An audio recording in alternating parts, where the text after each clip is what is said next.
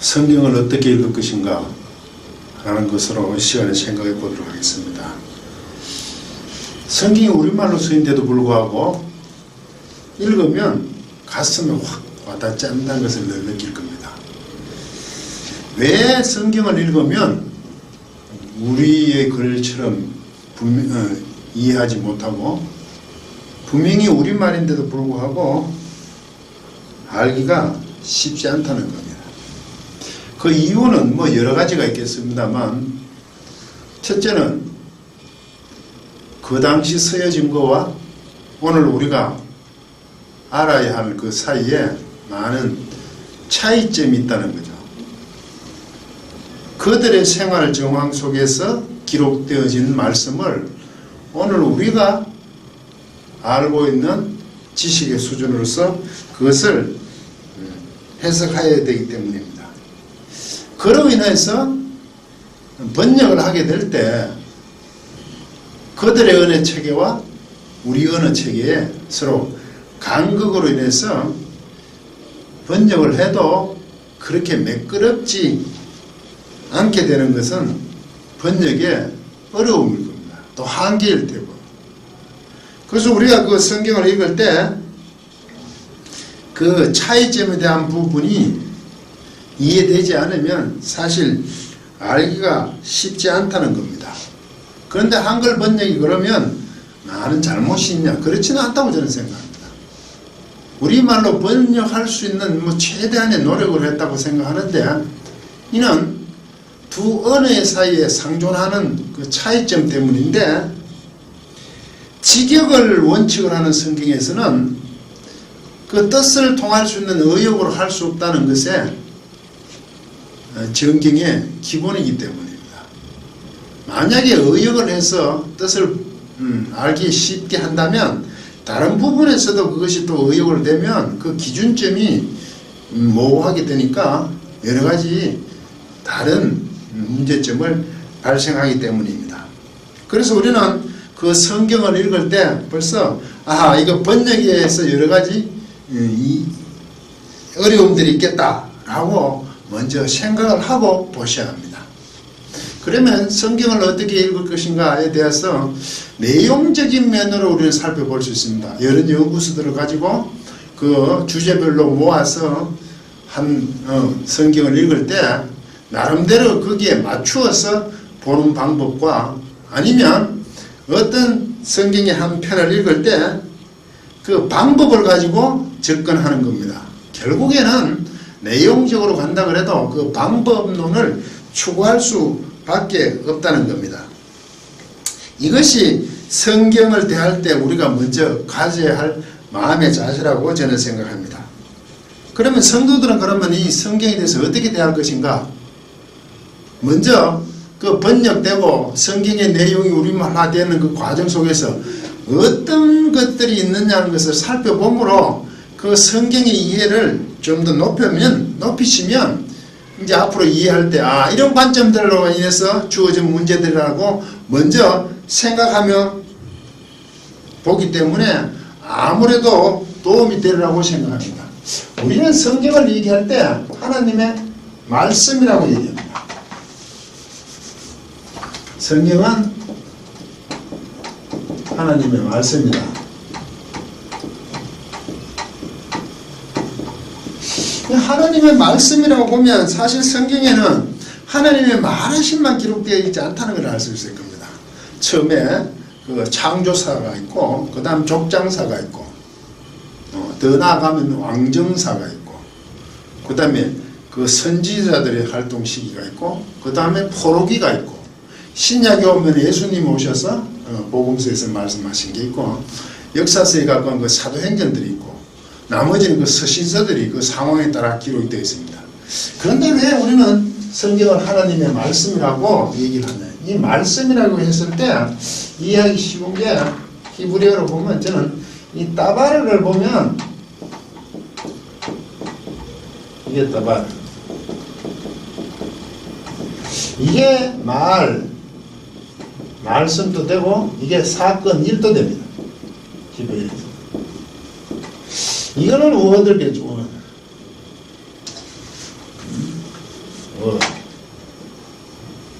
이거는 띵 어떤 것이다 이거죠. 어떤 일. 띵. 그러면 성경은 하나님의 말씀이라 그랬을 때 이 말씀 속에는 하나님이 말하심도 있고 명하심도 있고 하나님이 일하심, 일, 역사 한 기록들 그게 인간의 역사 속에서도 또 하나님께서 개입하시는 부분들이 다 포함되는 그런 설명이라고 할 수 있겠습니다. 그러면 이 하나님의 말씀이라는 하나님의 말씀의 역사하심, 말씀과 역사하심 속에는 우리는 기록자가 있을 겁니다. 기록은 누가 했냐? 모든 성경, 디모데후서 3장 16절에 모든 성경은 하나님의 감동으로 되었다. 감동, 하나님의 감동. 이게 스로포뇨 이게 하나님이고 이 포뇨가 영이라는 거니까 영. 그게 신적인 어떤 신의 영역, 영적인 거. 하나님의 영적인 거. 그렇게 하나님의 감동? 뭐 그런 표들이 돼요. 이것으로 기록이 되었어요. 그러면 하나님의 감동으로 기록됐으면 그 기록자는 분명히 이런 상태에서, 이런 상황에서 하나님의 말씀과 일하심을 기록했다는 겁니다. 그러면 성경을 읽는 사람도 역시 이 하나님의 감동으로만 가능하다는 거죠. 이해가. 하나님의 감동으로만 된다고 이거는 거창하게 생각하지 마시고 믿는 자들이 이해 가능하다는 거예요. 만약에 믿지 않는 사람들이 하나님의 감동이 없는 믿지 않는 사람들이 본다면 이건 아주 잘 서해진 어떤 성인들의 말씀, 역사서 아주 본보기로 될 수 있는 어떤 글들일 뿐일 겁니다. 그러면 이것을 있어서 감동으로 기록된 이걸 가지고 이것을 우리가 이해할 수 있는 것으로 하는 방법이 이제 필요할 겁니다. 그러면 저는 성경을 하나님의 감동으로 기록된 것, 기록자들에 의해서 기록된 그것을 그때, 그 당시 그곳에서 기록되었어요. 그러면 이 지금 이곳이겠죠. 이 우리가 있는 곳, 그 당시. 그러면 그때 그러면 벌써 이게 쉽지 않겠구나 하는 생각이 들 겁니다. 왜? 신약매도 2000년 전이에요. 구약은 3000년 전입니다. 시간적으로 그곳, 장소, 지리적으로도 굉장히 멉니다. 우리와 정반대편에 가까운 데 있어요. 그러면 그때 문화적인 어떤 특성들을 가졌을 거고 그 오늘날 2, 3000년 후에 우리가 지금 여기에서 문화적인 특성을 가진 그 사고로 보아야 되는 이런 문제가 생깁니다. 이때 이것으로 말미암아 성경 자체는 번역을 아무리 잘한다 하더라도 정확하게 하긴 참 힘들겠다는 생각이 들죠. 문자적으로 연결해서 하는 것을 번역을 하지 않고 그 내용을 담아내야 되기 때문에. 그러면 여기서 우리는 어떤 객관적인 좀 방법을 생각해야 될 거 아닙니까? 그래서 저는 이걸 어떻게 보느냐 하면 객관화하는 방법으로 첫째, 문법적으로 성경은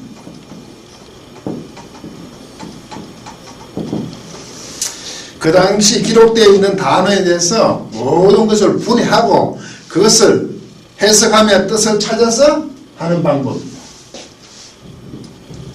문자적이겠죠.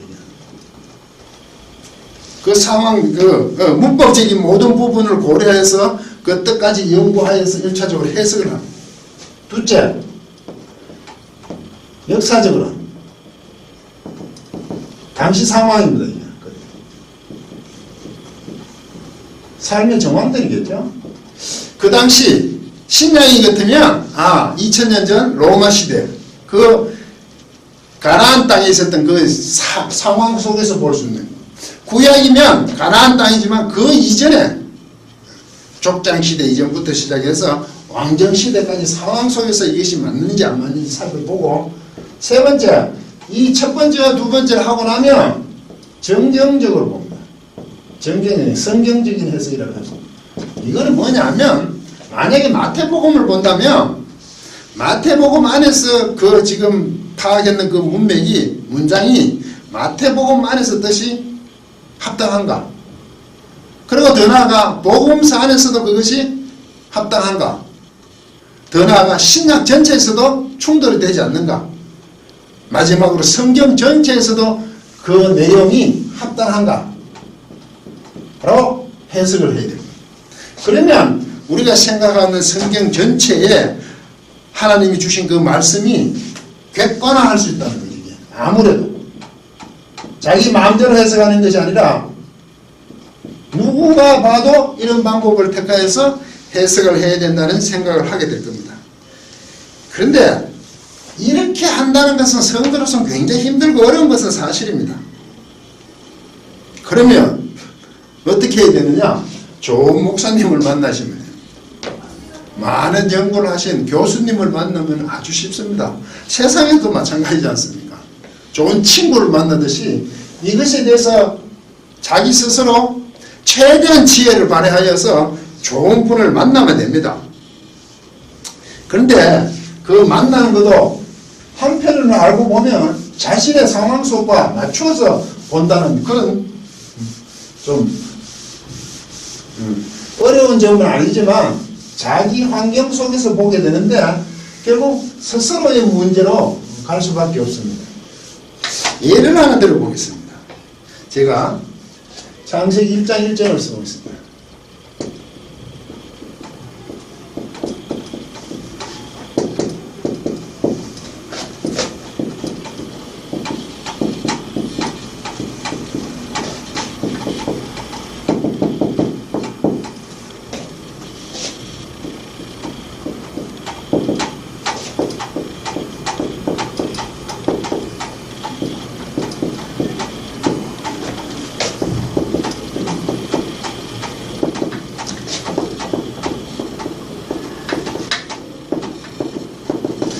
태초에 하나님이 천지를 창조하시는 이 말입니다. 베레시트 바라 엘로힘 에타 하샤만 베타알았죠. 이때 유튜브나 어떤 사이트에 보면 이런 강의들이 많이 있습니다.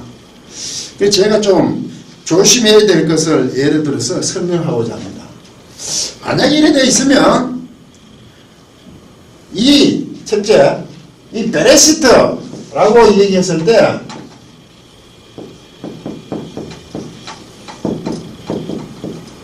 이 베레시트를 보고 이런 해석을 하는 경우가 있습니다. 혹시 좀 그런 게 있는가 봅니다. 이 단어, 자음 하나하나가 뜻이 있다고 해서 이 베레시트 안에 베트가 이거 뭐 집이고 알렙은 처음이니까 하나님인지 좀 잘 모르겠어요. 어쨌든 그래 풀어서 하나님이 집 안에서 뭐 성전 안에 계시다. 이 베레시트는 그런 뜻, 뭐 이런 식으로 이걸 파자라 그러죠. 한문에 한자 그 획을 따져서 설명하듯이. 그래서 하나님이 하나님께 계신다는 그 표현들을 만약에 하게 되면 여기에 태초라는 개념이 그렇게 해석을 하고 나면 시간의 어떤 시간성을 나타내는 것은 전혀 나타나지 않습니다. 이것은 내가 하고 싶은 것을 내 안에 넣어서 보는 거죠. 언어라는 것은 이 자음과 모음이 합쳐진 것, 히브리어는 그 당시 자음만 있었겠지만 이 합쳐진 것 안에 하나의 음절이 생기죠. 음절 원래. 이 음절이 모여서 문장이 되는 겁니다. 그러면 그 음절과 음절을 합친 그 문장 전체를 해석을 해야 되는 거지. 이 자음 하나에 어떤 뜻이 있다고 집중하면 자신이 알고 있는 그 지식을 여기 넣을 수는 있지만 이게 어떤 뜻으로 나온다는 것은 전혀 알 수 없는 겁니다. 주관적이 될 수밖에 없다는 겁니다. 그것은 굉장히 자의적인 해석이잖아요. 그런데 그것을 가지고 히브리어는 비밀이 있다. 이 글자 하나에 비밀이 있다 라고 주장을 하면서 자기가 하고 싶은 얘기를 한다는 거죠. 그런데 히브리어가 비밀이 있다면 이런 거겠죠. 하나님의 말씀하심과 역사하심이 히브리어로 기록되었으니까 비밀스럽고 신비로운 거지 그 글자 하나하나의 어떤 의미를 가지고 비밀스럽다는 것은 넌센스 같아요. 둘째, 이런 경우도 있습니다. 성경에 프로그램들이 많습니다. 이걸 읽어보면 이렇게 써놨습니다.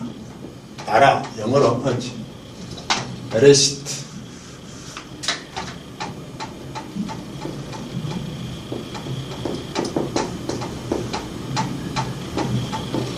영어로 써있죠. 어떤 걸 우리말로 이렇게 음력을 다 해놨습니다. 그리고 여기는 태초에 이렇게 써놨습니다. 여기는 창조하셨습니다. 이러나 여기는 하나님이 이러나 여기는 하늘을 그 하늘을 씁니다. 하늘 그리고 그 땅을 요거는 그리고 요런 건 안 쓰는 경우도 뭐 이래 돼 있습니다. 그럼 이렇게 얘기합니다. 베레시트는 태초에다 얘기를 하고 그러면 이 베레시트를 찾아가면 밑에 성경 구절이 쭉 나옵니다. 몇 장 몇 절에 이거 쓰는 단어들이 많이 나옵니다. 그러면 이게 이거라고 찾아나가기 시작합니다. 그러면 이 베레시트와 관련된 단어들이 쭉 있을 거 아닙니까? 여기는 이렇게 나왔죠. 여기는 이렇게 어느 순간에 머리라고 나왔어요. 머리. 갑자기 여기 또 머리가 되었네요 하고 이렇게 썩 빠져나가 버립니다. 이 베레시트 뜻이 뭔지를 모르고 관련 성구만 찾아놔서 나중에 빠져나가 버립니다. 그러면 이게 베레시트를 일단 바라의 엘로힘을 일단 이게 태초에 하나님이 천지를 창조하셨습니다와 무슨 차이가 있냐고 이게 머리만 아프죠. 그냥 태초에가 차려놨지 베레시트라고 할 필요가 뭐가 있냐고 바라라고 할 필요 없고 엘로힘이라고 하나님 창조하십니다. 똑같은 내용이잖아요. 그런데 왜 이렇게 얘기를 할까요? 이유가 있습니다. 성도들이 히브리어를 모르니까 자기가 하고 싶은 거 강의하고 싶은 내용을 원문 그 힘들다는 히브리어 원문을 가지고 얘기를 하면 군의가 있어 보이잖아요. 그러니까 많은 사람들이 와 대단하군 하고 따라야 되겠다는 그 생각을 하잖아요. 그러면 이것에 대한 내용도 모르면서 이렇게 다 되어 있는 거 이건 베레시트입니다. 바랍니다. 엘로힘입니다 했지만 사실 이것은 아무것도 전해준 게 없잖아요. 대신 그 사람에게는 성도들을 제압할 수 있는 도구가 될 수 있잖아요. 그래서 저는 이것을 성도 제압용이라고 얘기합니다. 정말로 언어를 하면 업무를 하면 저는 이렇게 할 거예요. 이 베레시트는요 이게 전치사입니다. 이거는 레시트 이것은 로시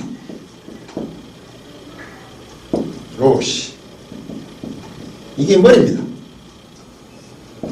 이트가 문제입니다. 이게 보통 오트를 써야지 복수가 되는데 요도와 바브를 뭐 서로 호환하게 쓰니까 이런 형태가 안 나타나는데 뒤에 명사가 이렇게 없기 때문에 이게 연계형으로 보기 힘들고 저는 이거 복수형으로 복수 그러면 이렇게 됩니다. 머리들 안에서 이렇게 됩니다. 머리들 안에서 아까 갑자기 머리라고도 나오죠. 머리들 안에서라는 게 머리란 게 헤드입니다. 헤드. 이 머리지 머리. 그런데 이 사람 생각할 때 이게 시작이라는 처음이란 개념이 있다는 거죠. 그러면 이게 머리들 안에서 그럼 시작 안에서 처음 안에서 이런 뜻일 겁니다. 여기에서 조심해야 될 것은 이 부분에 정관사가 없습니다. 그러면 정관사가 없으면 어떤이랍니다. 어떤 머리 안에서 머리들 안에서 어떤 우리말 한 잘 모른다는 얘기죠. 그러면 창세기 1장 1절의 첫 단어 베레시트라는 단어는 어떤 머리 시작은 얘기를 하는데 구체적인 시작은 시작이는데 구체적인 얘기가 아니라 이게 없다는 얘기죠. 알 수 없다는 거죠. 그 앞에도 이게 시작점이 없는 막연한 옛날 예측이 어떤 그 시작점이니까 그 전이 없죠. 거기서부터 수정했는데 그 전이 안 정해졌으니까. 그런데 영어 번역은 in the beginning 합니다. 영어는 그런 생기 있으니까 얘 더를 넣어버렸습니다. 이 영어는 in beginning이 안 돼. in the beginning.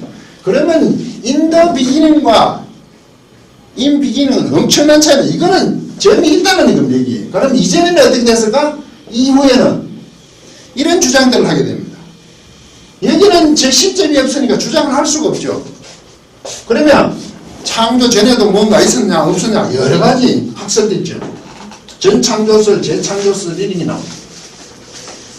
알 수 없는 어떤 시간에 알아. 창조하셨습니다. 그럼 여기 살펴보면 완료태입니다. 히브리어 문법을 해서 좀 죄송해요. 이게 3인칭 단수입니다. 완료태는 창조하셨다는 거예요. 동작이 완료됐다니. 완료됐다고 과거는 아닙니다. 히브리어는 이거 시간 개념이 없기 때문에 이게 3인칭 단수라는 겁니다. 그러면 하나님이 3인칭 단수라는 얘기입니다. 복수를 안 썼어요. 그러면 엘로힘이라는 게 이미 이게 복수형입니다.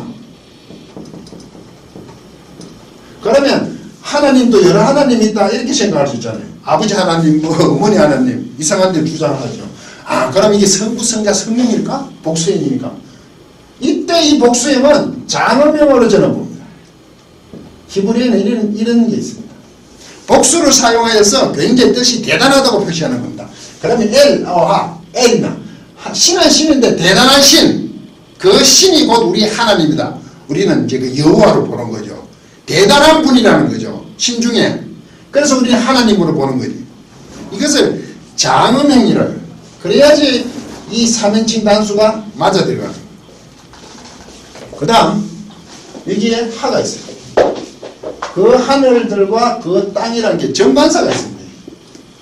정관사.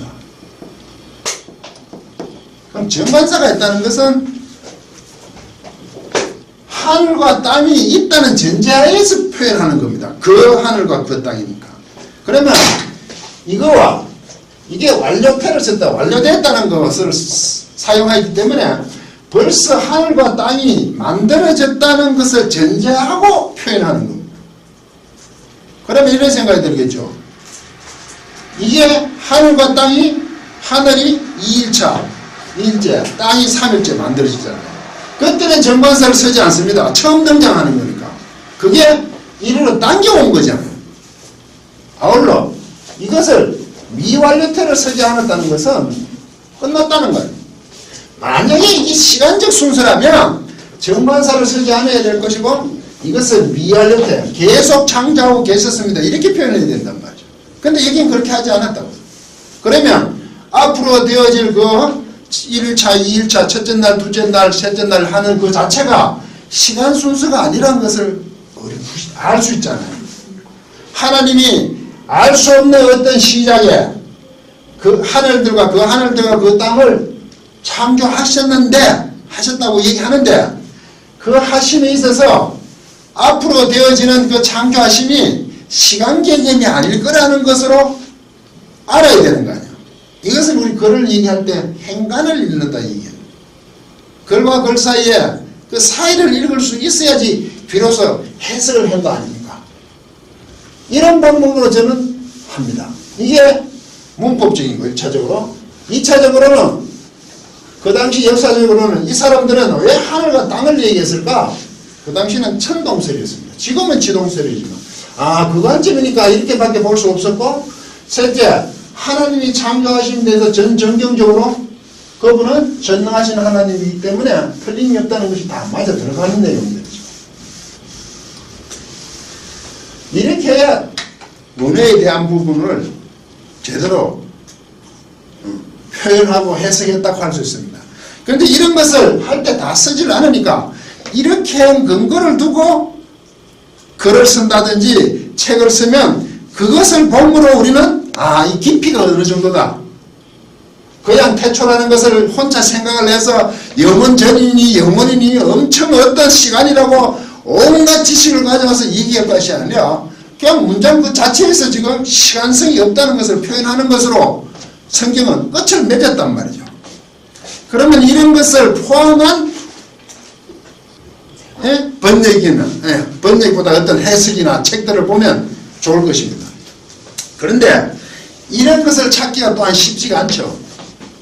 제가 왜 지금까지 이 얘기를 쭉 했냐 하면 실제 어떤 글을 가지고 오늘날 우리가 보려고 그러면 그렇게 단순하게 쓱 읽어서 알 수 있는 문제가 아니란 거죠. 너무 제약이 많다는 거죠. 성경도 역시 그런데 그런 것을 다 파악해서 오늘날에 그 당시의 관점에서 오늘날 이렇게 됐다는 내용을 가지고 강의를 한 것 때문에 그것을 들음으로 유익성들이 있겠죠. 그럼 성도들은 찾기도 어렵겠지만 결과적으로 그 강의의 내용이나 그 해석의 내용을 본인이 스스로 판단하고 이게 옳은지 아닌지 그것은 일상적인 자기 지식으로 할 수밖에 없습니다. 아니면 좋은 분을 만나시면 서도 얘기되고 원래 그 사람을 믿고 따라야 되는 부분이니까 그렇게 하든지 아니면 여러 사람들에게 조언을 구해야 되는 겁니다. 그러면 어떤 부분을 교리짓고 어떤 부분에 그렇게 설명해 주면 그 중에서 하나를 택해서 우리는 볼 수 있습니다.